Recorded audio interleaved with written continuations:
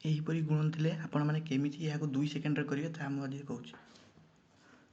ପ୍ରଥମେ 6 × 24 24 ଲେଖିବେ, 7 ପଞ୍ଚା 35, ତାପରେ ଏଇ କୋଣ 5 20 20 ଲେଖିବେ ଏଠି 20 ଯୁକ୍ତ 7 6 42, ତାହେଲେ 40 20 62।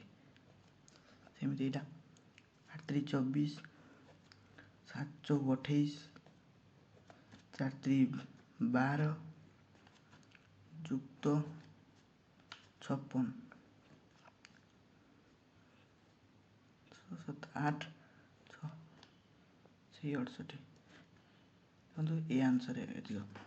ତ ସେଇପରି ଏଟାକୁ ମଧ୍ୟ କରିକି ମୋତେ କମେଣ୍ଟ ସେକ୍ସନରେ ଜଣାଇବେ। Thank you.